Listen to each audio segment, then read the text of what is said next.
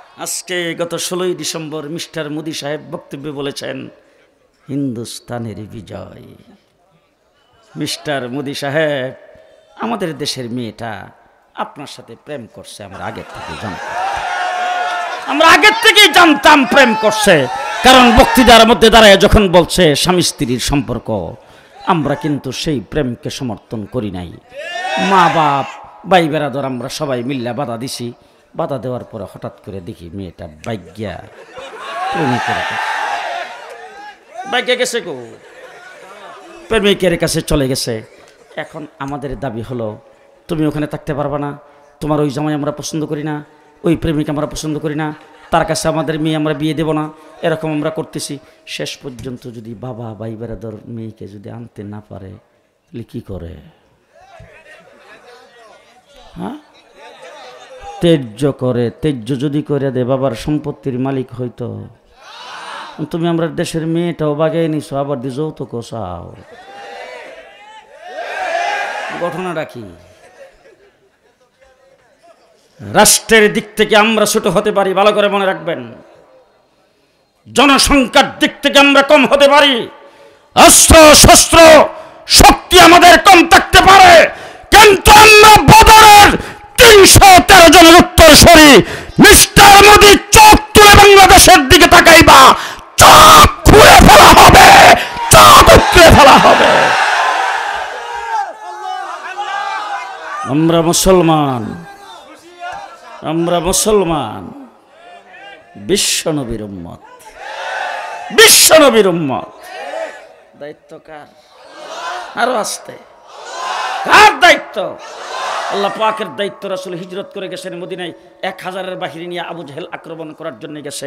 দায়িত্ব আল্লাহ কেমনভাবে পালন করেছেন। রাসূল সাল্লাল্লাহু আলাইহি ওয়াসাল্লাম 313 জনকে 1000-এর মোকাবেলায় ছাড়ছে। সবার হাতে অস্ত্র নাই। রমজান মাসের 17 তারিখ শেষ রাত্রে সেহরি পেট ভরে খাইতে পারে নাই।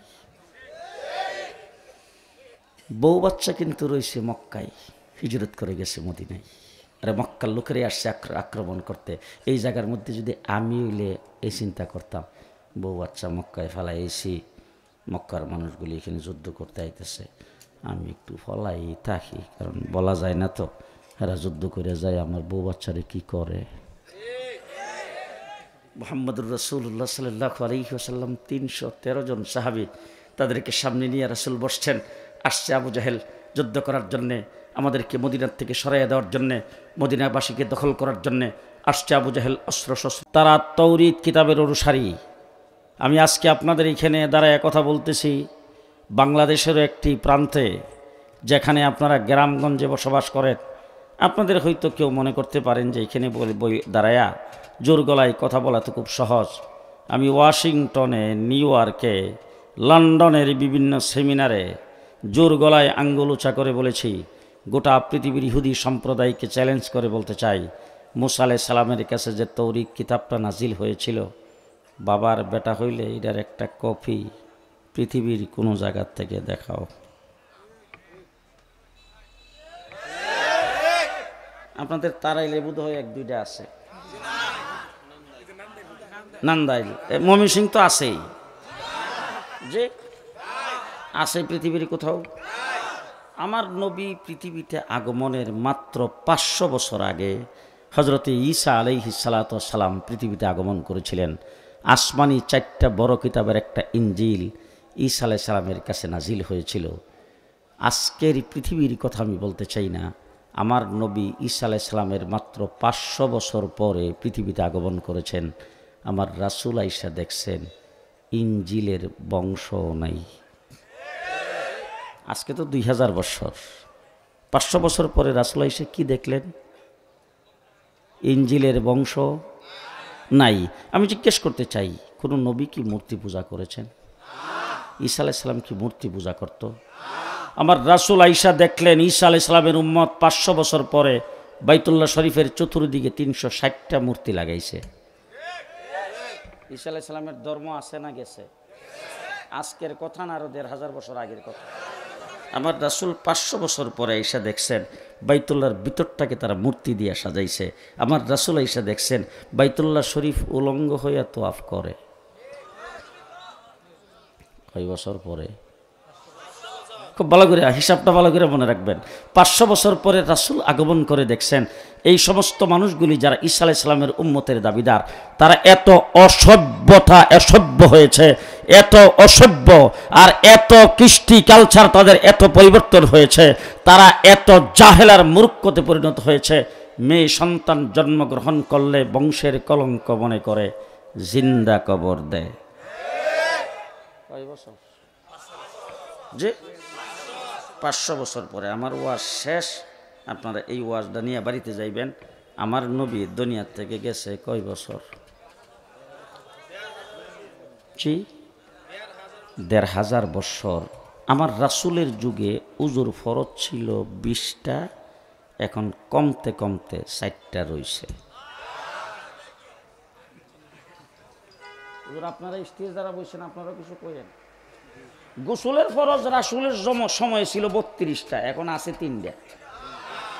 হ্যাঁ, ফজরের নামাজ রাসূলের সময় ছিল 32 রাকাত, এখন কাটতে কাটতে 4 রাকাত রইছে।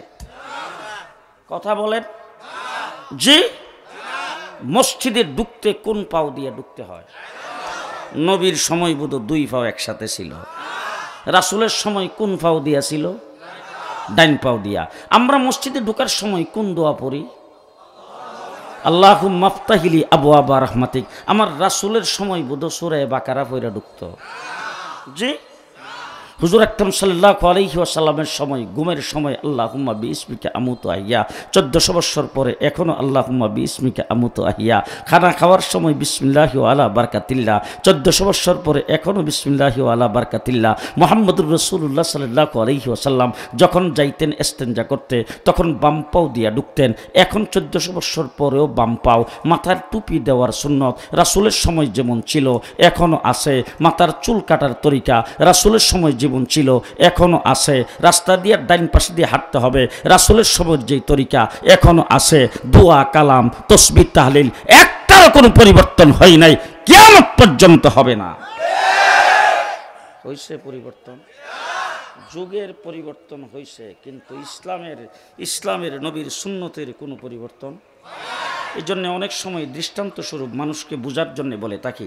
আজকের থেকে প্রায় 55 বছর আগে যখন মক্তবে পড়তাম, তখন আমাদের একজন কারি সাহেব আমাদেরকে মক্তবের মধ্যে কায়দা সিপারা আমপারা কোরআন শরীফ পড়াইতো। তো মক্তব থেকে বের করে ছুরি দেওয়ার আগে মক্তবের মসজিদের সামনে নিয়ে আমাদেরকে গোল করে খাড়া করতো। সেই জায়গার ভিতরে আমাদেরকে মাসনুন দোয়া বিভিন্ন রকম সুন্নত তরিকার বিভিন্ন কিছু শিখাইতো। আমার এখনও মনে আছে কারি সাহেব পড়াইতেন, টাট্টিতে যাওয়ার সময় সর্বপ্রথম বাম পাও দিয়া ঢুকতে হইবে। কই যাওয়ার সময়? জি, টাট্টিতে যাওয়ার সময়। আচ্ছা, এখন আমি বলতে চাই, টাট্টি কি ঘরের সঙ্গে অ্যাটাচ? টাট্টি হইল খালের ফারে জঙ্গলে কলা পাতার বানানো সলার শট। কথা কয় না।